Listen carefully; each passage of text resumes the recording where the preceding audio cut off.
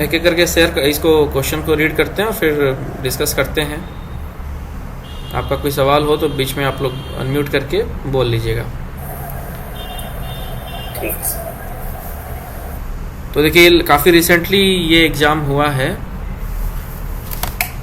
5 अगस्त 2020 को हुआ है। तो आई थिंक बहुत ही रिसेंट वे में, क्योंकि इसके बाद कोई एग्ज़ाम हुआ नहीं है सीनियरिटी का बड़ौदा डिवीज़न में, और ये लास्ट पेपर है, तो फ्रेश पेपर भी है और पेपर बहुत अच्छा है। आप लोग अगर पूरा रीड करेंगे तो क्वालिटी समझ में आएगी कि सिर्फ ऑब्जेक्टिव ओरिएंटेड अगर क्वेश्चन पढ़ें तो काम नहीं बनेगा, उसके लिए थोड़ा बहुत कॉन्सेप्ट होना ज़रूरी है।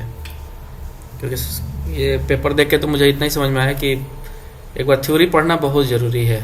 तो नोट्स जो भी हैं या पीपीटी जो भी आप लोगों को मिलता है, एटलीस्ट एक बार उसको गो थ्रू कीजिएगा, रीड कीजिएगा। क्योंकि ऑब्जेक्टिव में आजकल ये बड़ा कह सकते हैं कि पहले वाली बात नहीं रही, कंसेप्चुअल क्वेश्चंस आने लगे हैं सब जगह से।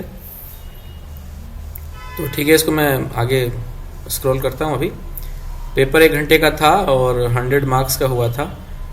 तो क्वेश्चन जो है 50 ही पूछे गए हैं और एक क्वेश्चन 2 मार्क्स का है। अच्छी बात यह है कि कोई भी नेगेटिव मार्किंग नहीं है। तो सीनियरिटी में नेगेटिव मार्किंग नहीं है, बट एलडीसी में नेगेटिव मार्किंग जनरली रखी जाती है। तो ये अच्छा है कि पहले लिखा हुआ है तो पहले ही एक बार ध्यान आ जाए, पढ़ लें तो सही रहेगा कि कोई भी नेगेटिव मार्किंग नहीं है। बट हम लोग अगर एलडीसी के लिए अप्लाई करते हैं, एलडीसी के एग्जाम में बैठेंगे तो वहाँ नेगेटिव मार्किंग रहेगा ही रहेगा, ये मान के चलिएगा।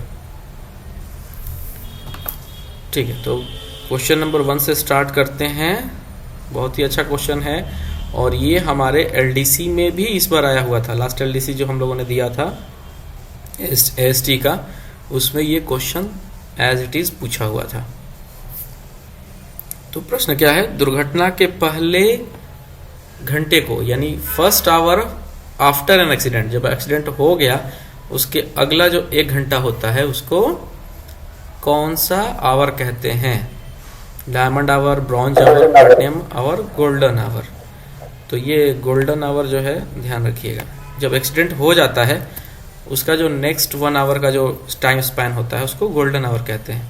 और क्यों कहते हैं गोल्डन आवर इसको? क्योंकि इसमें आप मैक्सिमम रात दे सकते हैं सर फर्स्ट आवर में। हाँ, कह सकते हैं कि ये जो फर्स्ट आवर है आफ्टर एन एक्सीडेंट, ये जो कैजुअलिटीज हैं, कैजुअलिटीज को हम काफ़ी हद तक मिनिमाइज कर सकते हैं। कैजुअलिटीज को मिनिमाइज करने का मतलब ये होता है कि जो घायल हैं, जो बचे हुए हैं, उनको तुरंत आइसोलेट करना, और जो घायल हैं उनको सही तरीके से आइसोलेट करते हुए उनको जो फर्स्ट रिस्पॉन्डिंग के तौर पर हम लोग जो मेडिकल एड देते हैं उससे काफ़ी हद तक लोगों को बचाया जा सकता है ना। बहुत बार कैसा होता है कि पैनिक होके लोग, अगर उनको ध्यान नहीं दिया जाए तो पैनिक होने से बहुत बार हार्ट अटैक और दूसरे मेडिकल रीजंस क्रिएट होते हैं। तो जो बच सकते थे वो भी नहीं बच पाते अगर सही समय पे हम उनको आइसोलेट नहीं करें, तो उस जगह से नहीं हटाएं या उनको जो मेडिकल एड नहीं दें, तो वो कैजुअलिटीज़ हैं वो बढ़ सकती हैं। इसी वजह से देखा होगा आप लोगों ने कि जब कोई भी एक्सीडेंट या ऐसे कुछ ड्रिल होते हैं तो इन सब चीज़ों पे विशेष ध्यान रहता है कि आप जैसे एक्सीडेंट साइट पर गए और एक्सीडेंट फर्स्ट एन आवर जो भी होता है उसमें आसपास के जो लोकल रिसोर्सेस है उसको उपयोग करके किस तरीके से हम मैक्सिमम टू मैक्सिमम लोगों को वहाँ से आइसोलेट कर पाएँ, या जो घायल हैं, विक्टिम्स हैं, उनको तुरंत हॉस्पिटलाइज कर पाएँ। तो बचे हुए को बचा लेना, इसी के हिसाब से ये जो दिया हुआ है गोल्डन आवर ना, बहुत इम्पोर्टेंट क्वेश्चन है डिजास्टर के संबंध में। ओके, तो नेक्स्ट है, provision of communication network is the responsibility of. तो ऑप्शन पढ़ के ही समझ में आ रहा होगा, mechanical, SNT, engineering and general. तो संचार व्यवस्था प्रदान करने की जिम्मेदारी एसएनटी की है।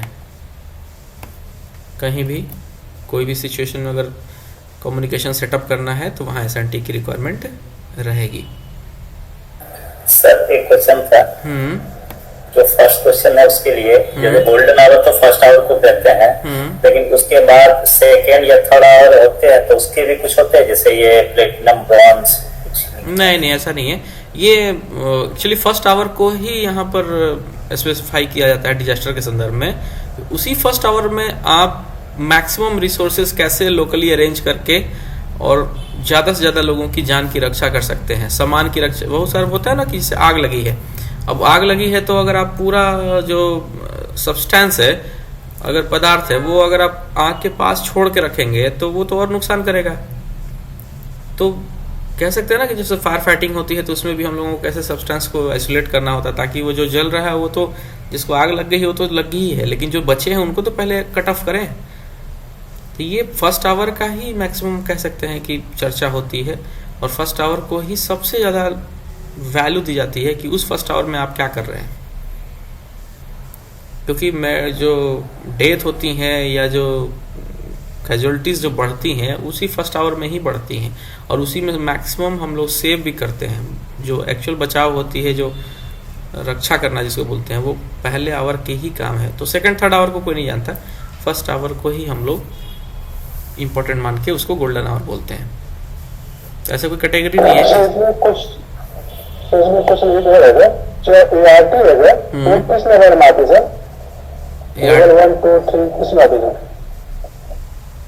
ART क्या पूछे क्वेश्चन?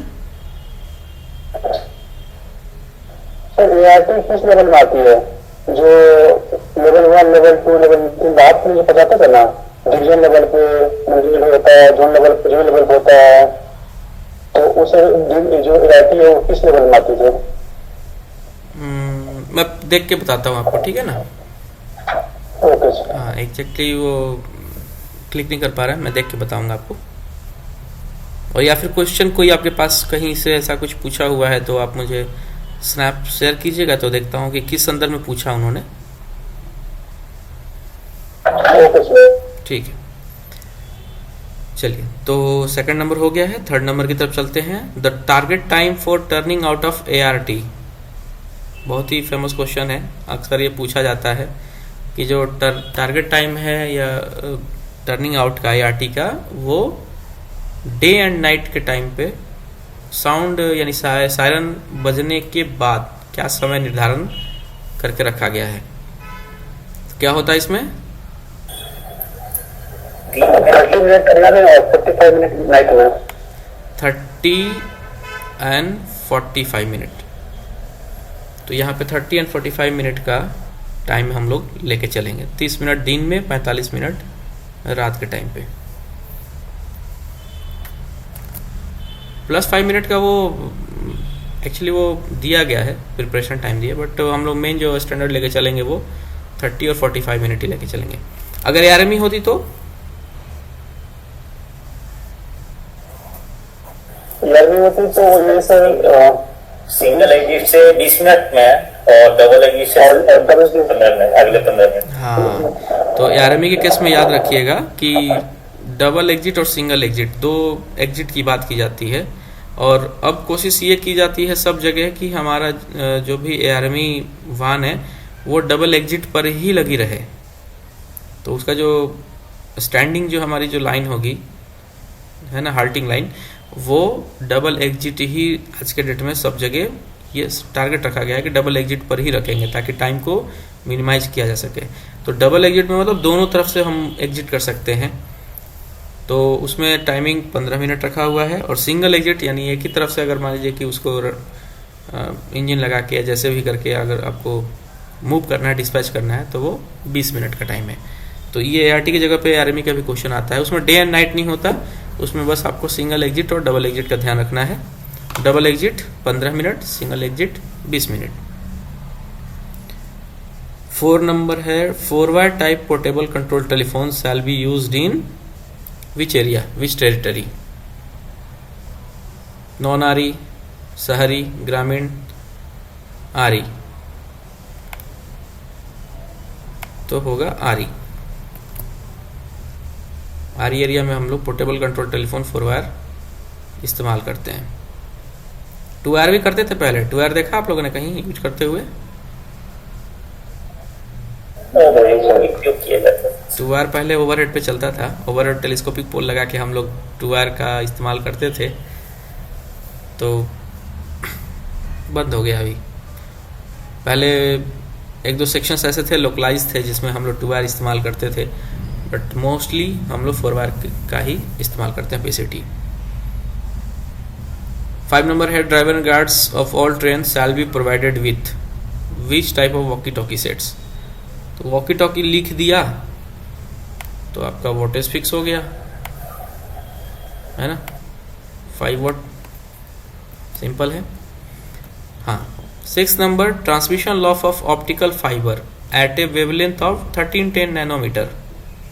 तो वेवलेंथ ऑलरेडी यहाँ पे मेंशन है 1310, तो ट्रांसमिशन लॉस क्या होना चाहिए इसका 0.35 dB, और अगर 1550 नैनोमीटर होता तो 0.25। ओके, तो एक क्वेश्चन जब हम लोग डिस्कस करते हैं तो साथ साथ में दूसरे ऑप्शंस पर भी नज़र रखनी चाहिए। 1310 नैनोमीटर में हमारा जो ट्रांसमिशन लॉस है वो 0.35 dB पर किलोमीटर है, लेकिन अगर यही 1550 नैनोमीटर होता तो हमारा जो ट्रांसमिशन लॉस है वो 0.25 dB पर किलोमीटर होता। 7 number single mode fibre is best design for which kind of transmission distances, very short, shorter, longer, longer के लिए। ठीक है, तो चलो लॉन्गर के लिए अगर हम लोगों ने सिंगल मोड फाइबर इस्तेमाल किया है तो मल्टी मोड फाइबर किसके लिए होना चाहिए, शॉर्टर डिस्टेंसेस के लिए।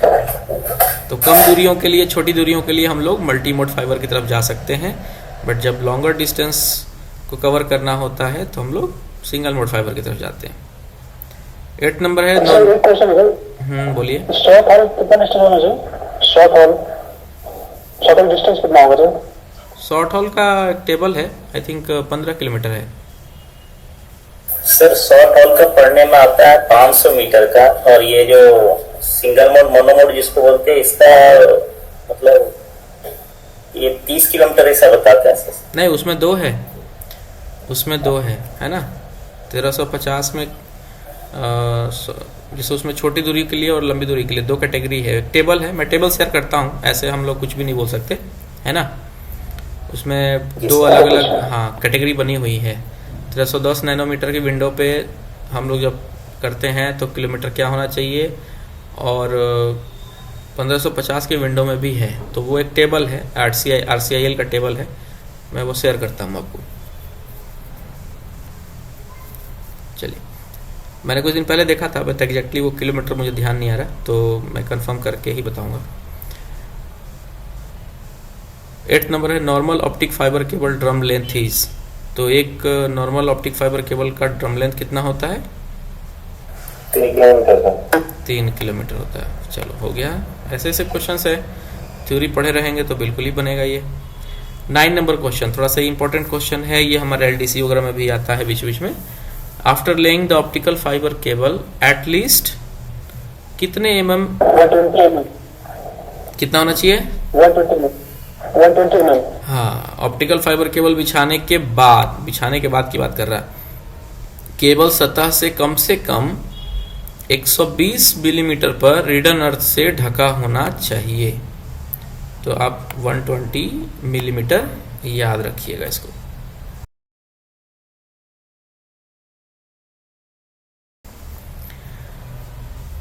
LC connector is used to interface which module? SFP module. कहाँ मिलता है आपको LC कनेक्टर? STM में हम लोग ल्यूशन कनेक्टर्स हम लोगों को STM के SFP पोर्ट्स पे देखने को मिलता है, वहीं पर कनेक्ट करने के लिए इस्तेमाल होता है।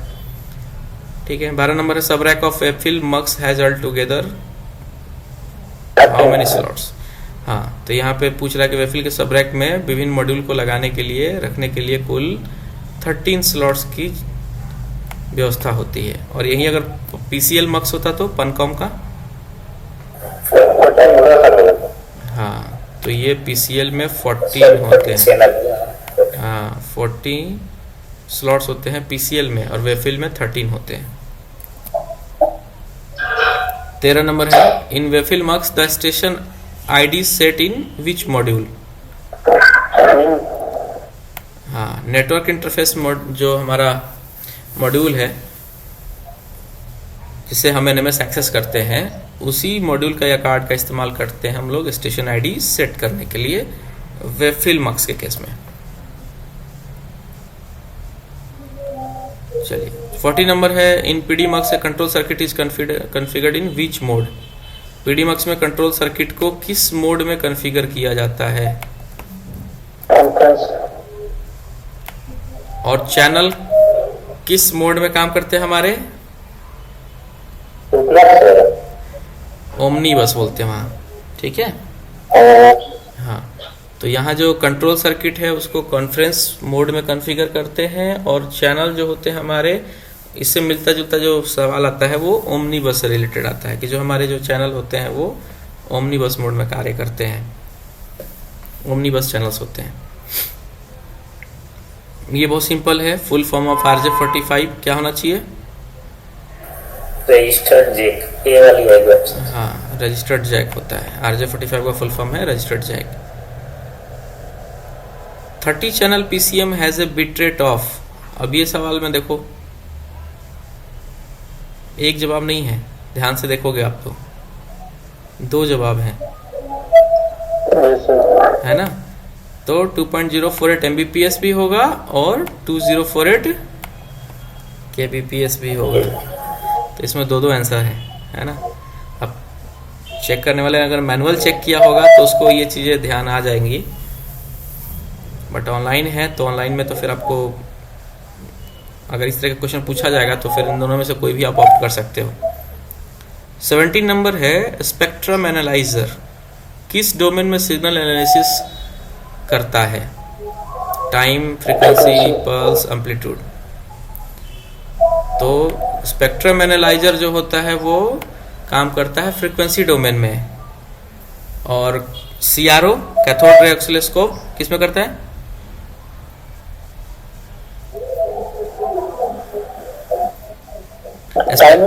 हाँ, स्पेक्ट्रम एनालाइजर जो होता है वहां पे जो ग्राफ बनता है वो amplitude versus frequency versus amplitude का बनता है, और जब CRO हम इस्तेमाल करते हैं, कैथोड रे ऑसिलोस्कोप जब इस्तेमाल करते हैं तो वहाँ टाइम डोमेन वर्सेस एम्पलीट्यूड का ग्राफ प्लॉटिंग होती है। तो दोनों याद रखिएगा, स्पेक्ट्रम एनालाइजर है तो फ्रीक्वेंसी, और CRO है तो वहाँ पर टाइम ऑसिलोस्कोप में। SIP account of an IP phone, ये सवाल जो है थोड़ा सा ट्रिकी है, आपने कभी देखा नहीं होगा, बट मैं थोड़ा बता दूं इसमें कि SIP जो सर्वर होता है उसमें कुछ सेटिंग की जाती है, जैसे नेम वगैरह की सेटिंग जो होती है वो SIP सर्वर में होती है। लेकिन जो फ़ोन है, फ़ोन में हम लोग 3-4 सेटिंग करते हैं, जैसे user name, password, IP address, dial number. तो ये सब सेटिंग हमारी IP फ़ोन में होती है, IP फ़ोन के ऊपर की जाती है। तो जब यूज़र ID और पासवर्ड लिखना होगा तो जाहिर सी बात है हमें कैरेक्टर की रिक्वायरमेंट होगी, हमें IP एड्रेस डालना होगा तो 1 2 3 डिजिट्स की भी रिक्वायरमेंट होगी, और डायल नंबर डालना होगा तो भी हमें डिजिट्स की ज़रूरत होगी। तो इसलिए यहाँ पे सही जो आंसर जो मेरे हिसाब से होना चाहिए वो है कैन बी एनी कैरेक्टर, क्योंकि कैरेक्टर में इंटीजर्स भी आते हैं, न्यूमेरिक्स भी आते हैं, डिजिट्स भी आते हैं, क्या क्या वहाँ पे सेटिंग करते हैं। तो आप जब खुद से देखेंगे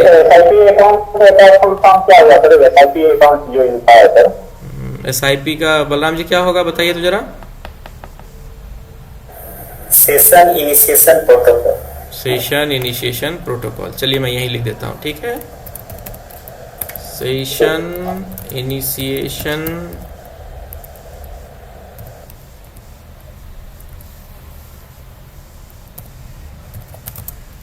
प्रोटोकॉल।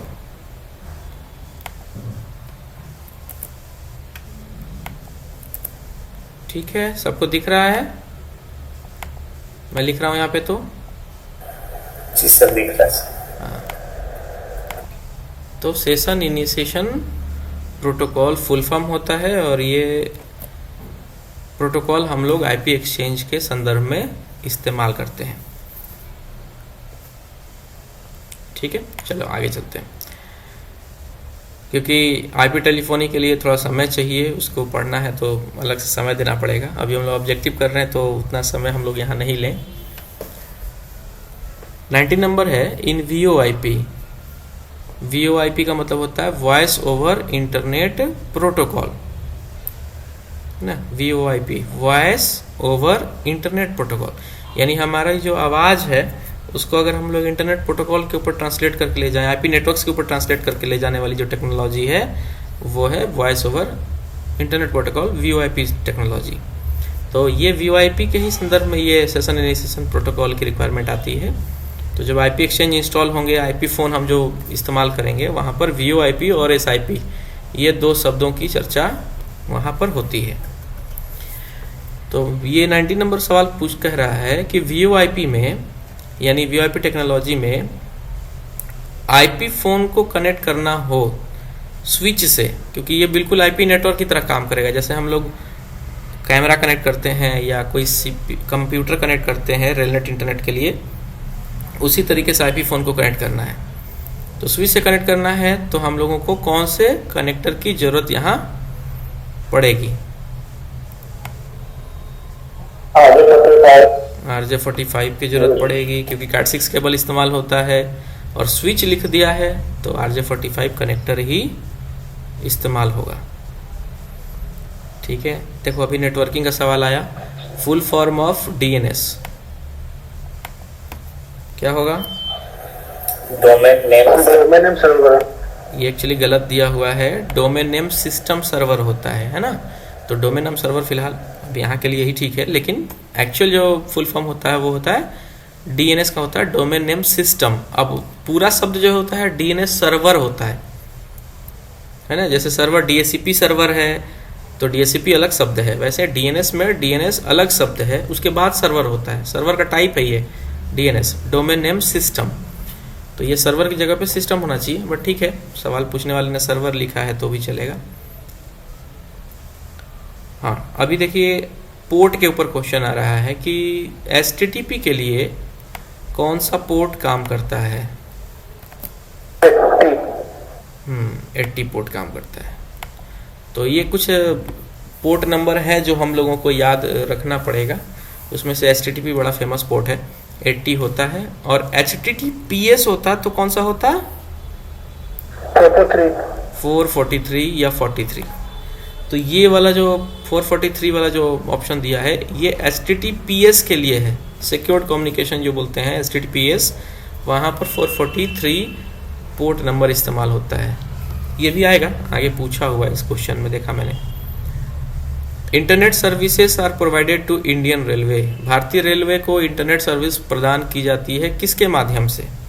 टाटा, रिलायंस, एयरटेल, रेलटेल, याद रखिएगा। हाँ, हम लोग रेलटेल के माध्यम से इंटरनेट सर्विस प्रोवाइड करते हैं। क्यों करते हैं? क्योंकि जो हमारे लिए जो ISP है, इंटरनेट सर्विस प्रोवाइडर है, वो रेलटेल है। और रेलटेल ने 4 जगहों पर, भारत के अंदर 4 जगहों पर इंटरनेट गेटवे एस्टेब्लिश कर रखे हैं। 4 जगहों पर इंटरनेट गेटवे एस्टेब्लिश कर रखा है, और वो कह सकते हैं दिल्ली, मुंबई, चेन्नई, कोलकाता, ये 4 लोकेशन है जहां पर इंटरनेट गेटवे सेटअप किए गए हैं और वो रेलटेल के हैं। और इन्हीं 4 इंटरनेट गेटवे के माध्यम से हम लोगों को इंटरनेट की सर्विस मिलती है। अब ये चारों इंटरनेट गेटवे रेलटेल के हैं, इसलिए हमारे केस में, रेलवे के केस में, जो ISP है, इंटरनेट सर्विस प्रोवाइडर जो है, वो रेलटेल है। ठीक है। 23 नंबर है डेटा नेटवर्क डायग्नोस्टिक टूल। अब डायग्नोस्टिक का मतलब क्या होता है? जो जांच पड़ताल करे, जांच परख करे, परीक्षण करे और फिर उसका रिपोर्ट हमें बताए। तो कौन सा कमांड या कौन सा जो टेक्निक है जो हम लोगों को नेटवर्किंग से के रिपोर्ट्स पब्लिश करने में या जानकारी लेने में मदद करती है? Tester, screw driver, TCP, UDP, अच्छे ऑप्शन दिए हैं। इसमें से जो पिंग एंड ट्रेस रूट है, ये हम लोगों को डायग्नोज करने में सहायता देती है। पिंग से क्या? ठीक है, 24 पे चलते हैं। Layer 3 switch can work as a switches as well as router. Router. तो जो लेयर 3 स्विच है वो स्विच तो है ही, साथ ही साथ वो हम लोगों को गेटवे राउटर की तरह भी काम करता है। तो लेयर 2 स्विच सिर्फ स्विच का काम करता है, लेकिन जो लेयर 3 स्विच है वो स्विच और राउटर दोनों का काम करता है। और लेयर 3 मतलब नेटवर्क लेयर। 25 नंबर है, what does the word N stands for. N ISDN के अंदर एन का मतलब क्या होता है? नेटवर्क। नेटवर्क होता है। इसका फुल फॉर्म क्या होता है भाई?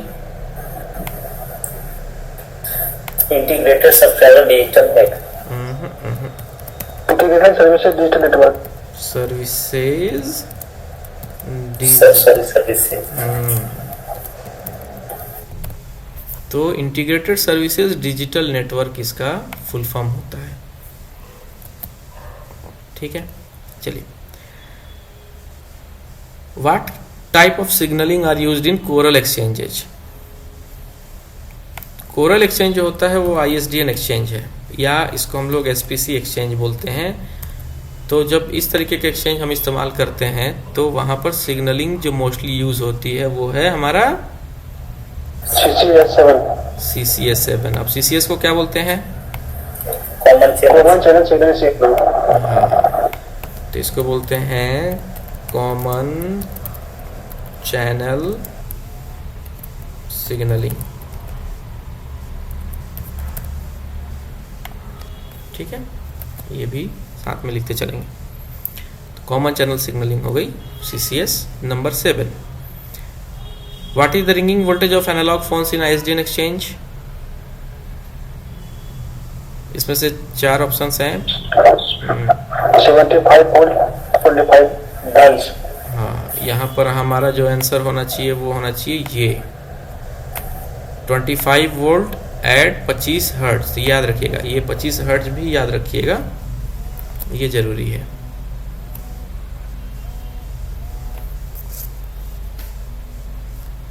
ठीक है,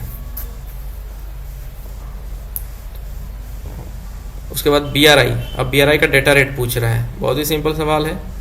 क्या होता है BRI का डेटा रेट? 192 kbps। ठीक है, तो BRI का बेसिक रेट इंटरफेस लिख दूं यहाँ पर, और जो हमारा जो इंटरफेस है उसका स्टैंडर्ड डेटा रेट 192 kbps होता है। अब PRI होता तो कितना होता? 2.04 ठीक है। अब BRI से थोड़ा मिलते जुलते 2-3 सवाल ले लेते हैं। BRI में बियरर चैनल कितने होते हैं? 2। और PRI में बियरर चैनल कितने होते हैं? 30 होते हैं। BRI में सिग्नल चैनल कितने होते हैं? 1। और PRI में 1 होता है। ठीक है। BRI में ओवरहेड चैनल कितना होता है? 1। और PRI में 1 होता है। 1 होता है। तो ऐसे ही थोड़े बहुत क्वेश्चंस आपके सिग्नलिंग चैनल कितने हैं, बियरर चैनल कितने हैं, इस पर भी आ सकता है। स्टैंडर्ड डेटा रेट का तो क्वेश्चन आता ही है, ये तो फिक्स ही है। तो थोड़ा मिलता जुलता सवाल हम लोग याद रखेंगे। What is the data rate of a voice channel. Voice channel का डेटा रेट क्या होता है? 64 kbps। और ये 64 kbps कैसे आता है, बलराम जी को पता है ना? Wifi stands for wireless Fidelity. हाँ, ये फुल फॉर्म याद रखिएगा इसका। वाईफाई का वायरलेस फिडेलिटी होता है। 31 नंबर है, ringer stage produces. Ringer stage क्या उत्पन्न करता है? Non audible ringing sound, audible ringing sound, crosstalk sound या noise sound? Audible ringing sound. जाहिर सी बात है। रिंगर स्टेज जो टेलीफोन, जो पुश बटन टेलीफोन का हम लोगों ने डायग्राम देखा है कभी, उसमें जो रिंगर स्टेज होता है वहाँ पे पीजो बजर होता है, और वो आवाज़ क्रिएट करने के लिए ही होता है, ताकि हमें पता चले कि कोई कॉल हमें कर रहा है। तो वो जो रिंगिंग साउंड है वो ऑडिबल नेचर का होना चाहिए, यानी श्रवणीय नेचर का होना चाहिए, सुनाई देना चाहिए। तो ऑप्शन हमारा ये होगा, audible ringing sound. Lifting the handset results in voltage drop from -48 volt to which level. Lifting the handset, ये शब्द होता है, मतलब हम लोग टेलीफोन है, टेलीफोन पहले ऑन हुक था, यानी क्रेडल के ऊपर हमारा ईयर माउथपीस जो था HMT रखा हुआ था, है ना, रिसीवर, उसको हमने उठाया, यानी उसको बोला हमने हैंडसेट उठाया, लिफ्टिंग द हैंडसेट। उस टाइम पर जो वोल्टेज थी पहले -48 वोल्ट DC, वो घट के कितनी हो जाती है? 12 वोल्ट प्लस 12 वोल्ट। सब जगह सेम यही होता है, 12 वोल्ट होता है।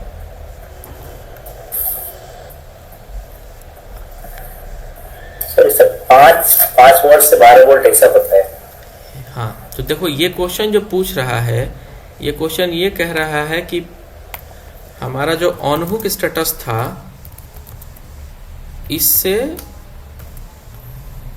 अभी हम लोग ऑफ हुक स्टेटस की तरफ जा रहे हैं, है ना। तो ऑन हुक से जब ऑफ हुक में जाएंगे, तो ऑन हुक में हमारा जो लाइन का जो वोल्टेज होता है, वो लाइन पर जो वोल्टेज मेंटेन होती है वो -48 वोल्ट DC होती है। लेकिन जब ऑफ हुक में जाएंगे तो वो रेंज 5 वोल्ट से 12 वोल्ट DC में कन्वर्ट हो जाती है। तो हम लोगों के ये दोनों रेंज यूज़ होते हैं, 5 वोल्ट भी यूज़ होता है और 12 वोल्ट भी यूज़ होता है। तो उस हिसाब से हम लोग ये C ऑप्शन ले सकते हैं, +5 वोल्ट या 12 वोल्ट, है ना। बोथ लिखा होता तो बोथ वाला ऑप्शन हो जाता। सर डी में तो ये 5 वोल्ट और 12 volt, D option sir. 5 volt और 12 वोल्ट दोनों है, और एंड दिया हुआ है ना। Yes sir. और दिया है या दोनों। तो एक्चुअली थोड़ा देखो, ये जो सप्लाई लाइन हम लोग यहाँ पे बात कर रहे हैं 5 वोल्ट और 12 वोल्ट, तो ऐसा नहीं है कि एग्जैक्टली 5 वोल्ट पे ही काम करता है, एग्जैक्टली 12 वोल्ट पे ही काम करता है। बहुत सारे हैंडसेट्स हमारे वहाँ पे 9 वोल्ट पे काम होता है, 7 वोल्ट पे भी काम होता है, 9 वोल्ट पे भी काम होता है। तो मैन्युफैक्चरर ऐसे अलग अलग हैं, अलग अलग हमारे पास में डिवाइसेस हैं जो 9 वोल्ट पे भी काम करता है। तो रेंज है ये। अब ये सवाल क्यों पूछा है एग्जैक्टली वो कहीं से उठाया हुआ होगा, बट रेंज है ये, 5 वोल्ट से लेकर 12 वोल्ट का रेंज है कि रेंज के अंदर हमारा वो वोल्टेज ड्रॉप करेगा। -48 वोल्ट तो DC फिक्स है कि वो तो है ही, लूप सिग्नलिंग के लिए तो लूप के लिए तो रहेगा, लेकिन जो वोल्टेज ड्रॉप होगा वो रेंज में कहीं ना कहीं एक जगह फिट होगा। तो आप ये रेंज लेके चलो, या तो प्लस, या तो +5, या तो +12। बट जब बीच में कोई 9 वोल्ट यूज करने आ जाएगा उसमें क्या करेंगे? तो सवाल जो पूछा हुआ, उतना डिटेल पे कोई नहीं जाता ना सवाल सेट करते समय। तो बहुत सारे लिटरेचर आप पढ़ेंगे तो वहाँ 9 वोल्ट भी इस्तेमाल होता है।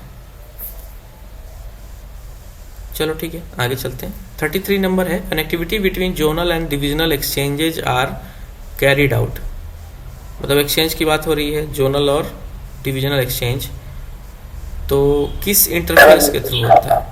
Trunk interface. ट्रंक इंटरफेस, सही है। तो ये हो गया। 34 नंबर है, the function of proper utilisation of rolling stock comes under which control? Deputy controller, deputy control होता है, ठीक है। Railway control circuits are of which type of circuits? Omnibus होगा, पॉइंट टू पॉइंट ओमनी बस होता है। हमारा जो कंट्रोल सर्किट होता है वो जो हम चैनल बनाते हैं वो ओमनी बस टाइप का बनाते हैं। Number of tones used in DTMF, dual tone multi frequency में हम लोग टोटल 8 प्रकार के टोन हम लोग इस्तेमाल करते हैं। CCO system, control communication equipment over OFC system, जो LTE है, जो लोकल टर्मिनल इक्विपमेंट, हमारा जो LTE इक्विपमेंट है, वो कनेक्ट करता है कितने नंबर ऑफ 2 वायर टेलीफोन्स को? 20 से 20 को होता है। और LT जुड़ता कहाँ पर है? LT किस साइड होता है? डिवीजन ऑफिस में होता है। तो LT जो होता है हमारा वो हमेशा डिवीजनल एलिमेंट पर होगा, TRE के साथ में काम करता है। ठीक है। CCO सिस्टम, हाँ ये तो हो गया। 38 नंबर क्वेश्चन है, supply voltage required for CCO system is.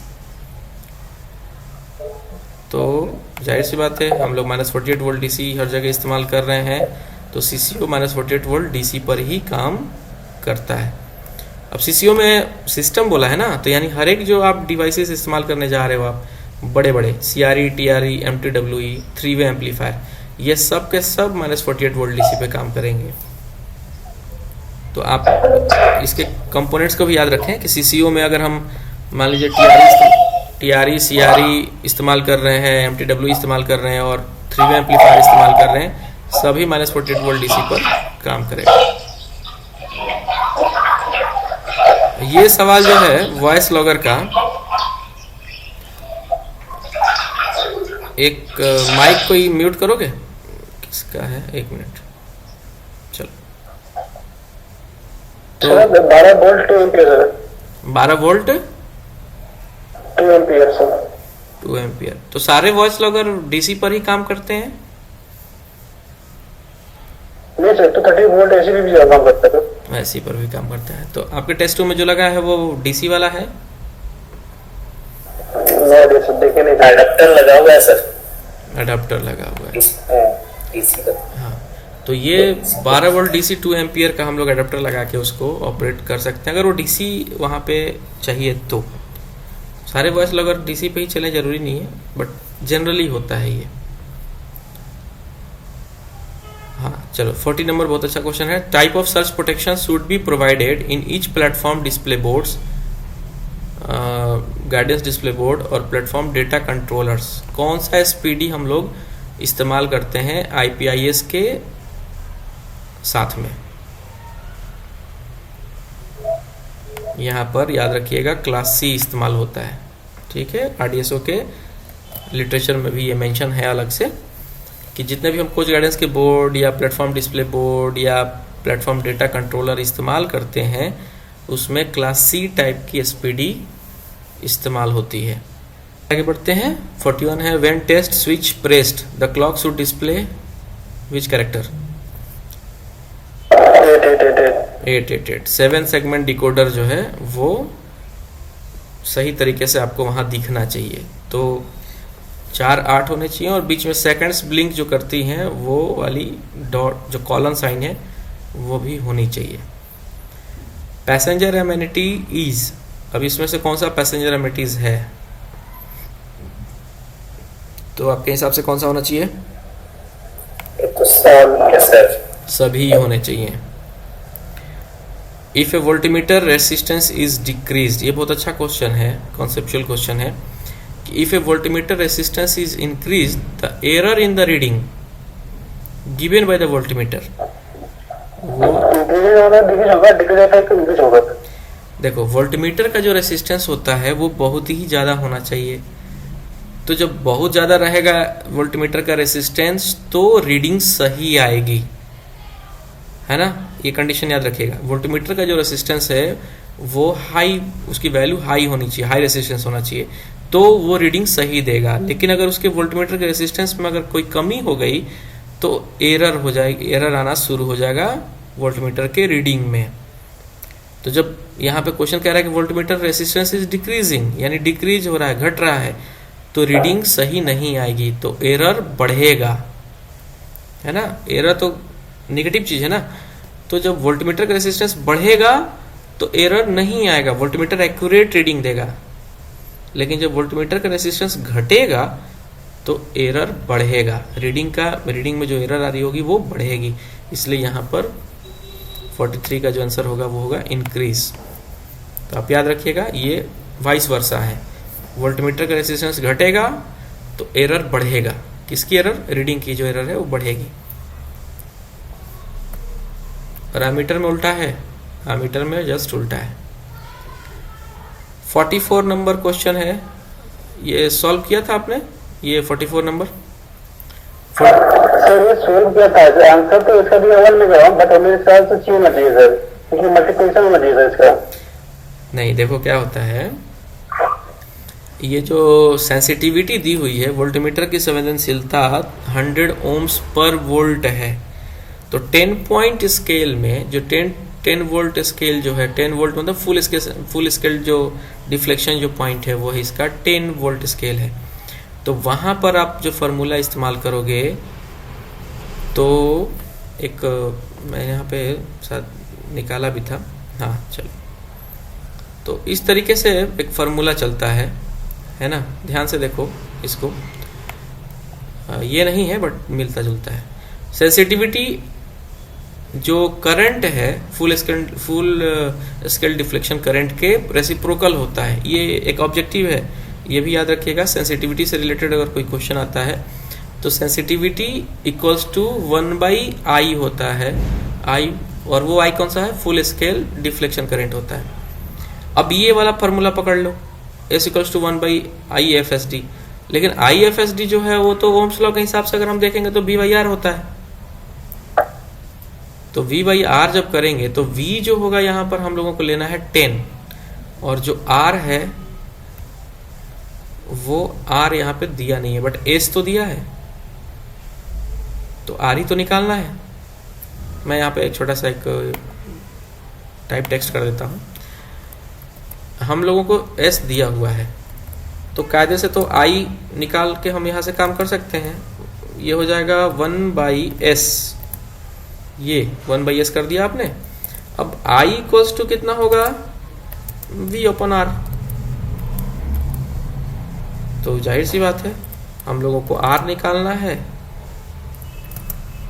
तो V/I, V जो है वो V/I की जगह पे आप ऐसा कर सकते हो कि V/S हो जाएगा, है ना, क्योंकि I 1/S है, तो ये V/S हो जाएगा। अब यहाँ पर दोनों को मल्टीप्लाई करो, देखो वैल्यू क्या आता है, क्या आएगा,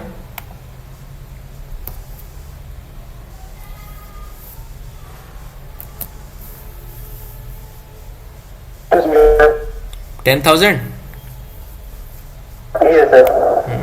10,000 आंसर दिया 1 मेगा ओम सर। कहाँ दिया हुआ है, क्या कहते हैं रिसेट का वो मोटर 1 मेगा ओम दिया है। ये सर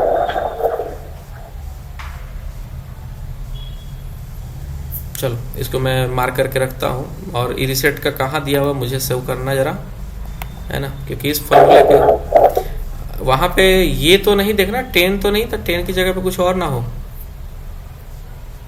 नहीं सर, मैं देखा था सेम ही क्वेश्चन है, सेम क्वेश्चन एक बार होना नहीं चाहिए। ठीक है, चलो देखते हैं इसको।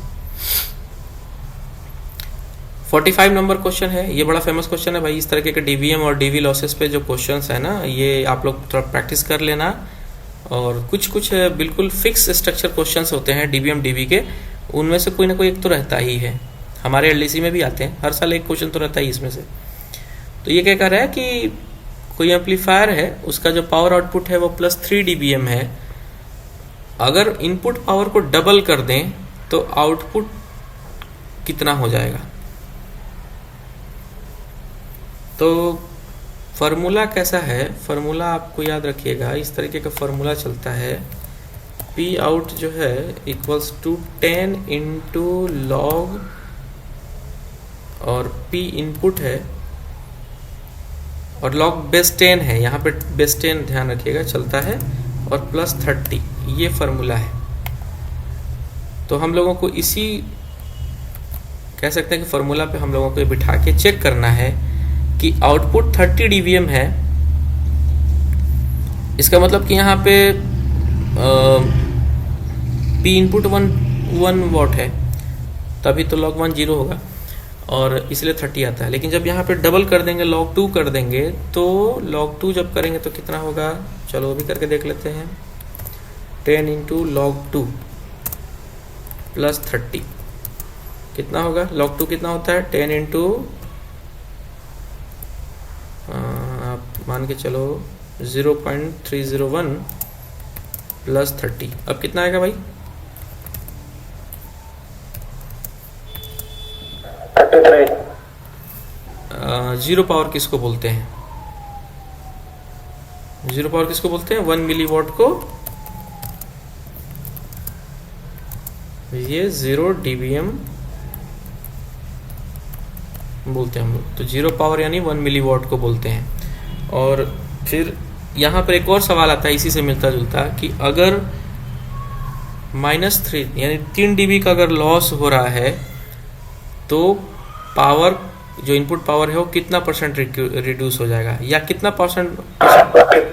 50%। हाँ, तो period for appeal under rules DAR, period for appeal rules under rules DAR कितना दिन का है?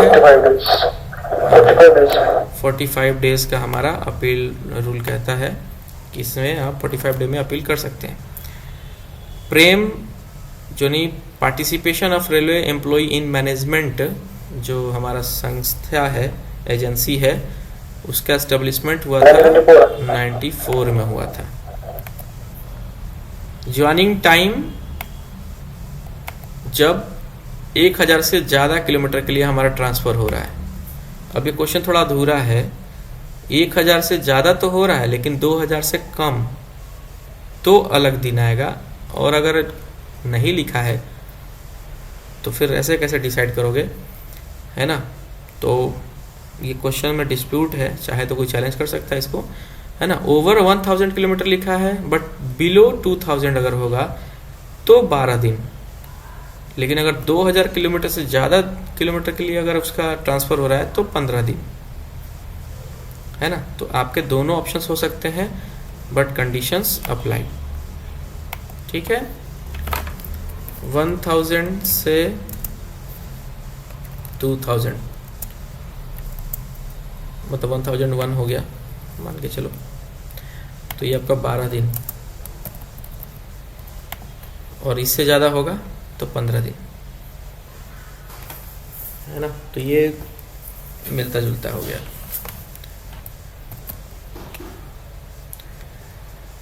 हॉस्पिटल लीव, अब हॉस्पिटल लीव नहीं है, हॉस्पिटल लीव हमारा ख़त्म हो चुका है, बट पहले मिलता था।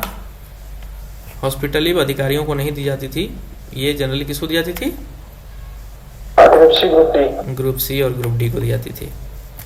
इसकी जगह पर नया जो लीव आ चुका है इसके बारे में थोड़ा पढ़ लीजिएगा आप लोग।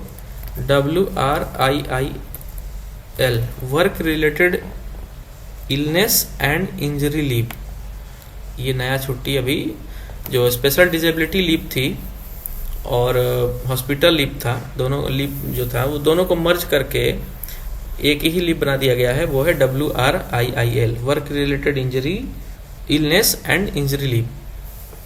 इसमें क्या कहता है रूल में, WRIIL में, कि जितने दिन आप हॉस्पिटलाइज रहेंगे, ऑन बेड रहेंगे, यानी आप एडमिटेड हैं हॉस्पिटल में, तो जो भी कर्मचारी एडमिटेड जितने दिन रहेगा उसकी कोई टाइम लिमिट नहीं है, तो उतने दिन में उसको फुल पेमेंट मिलेगी।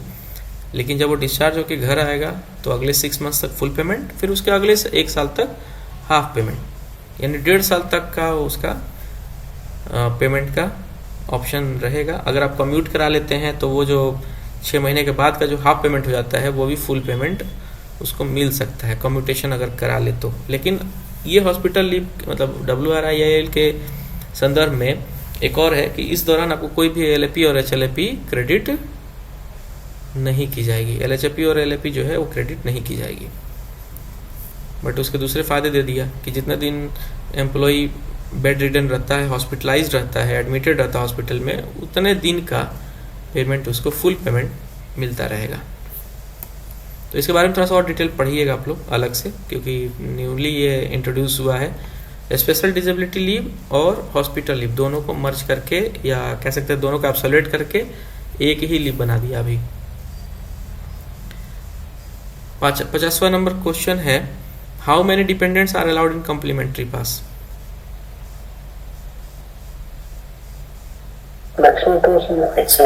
मैक्सिमम 2। ठीक है, 2 लोगों को हम लोग शामिल कर सकते हैं। अब एक सवाल एक और आता है कि अगर आश्रितों को भी हम शामिल कर लें तो एक पास पर कितने लोगों को हम लोग अलाउ करा सकते हैं? 5। तो ये याद रखिएगा डिपेंडेंट के कंडीशंस में कि मैक्सिमम 2 तो है, बट ओवरऑल जो हमारी जो फिगर आएगी वो 5 से ज़्यादा नहीं होनी चाहिए। ये तो खैर कम्प्लीमेंट्री पास पर है, बट प्रिविलेज पास की बात कर रहा हूँ मैं। व्हेन इज हिंदी दिवस सेलिब्रेटेड? तो सिंपल सी बात है भाई, 14 सितंबर हिंदी का क्वेश्चन हम लोगों ने देखा है थोड़े दिन पहले ही। 8वीं अनुसूची में कितनी भाषाएं? 22 भाषाएं हैं। ऑफिशियल लैंग्वेज रूल कहाँ लागू नहीं होता है?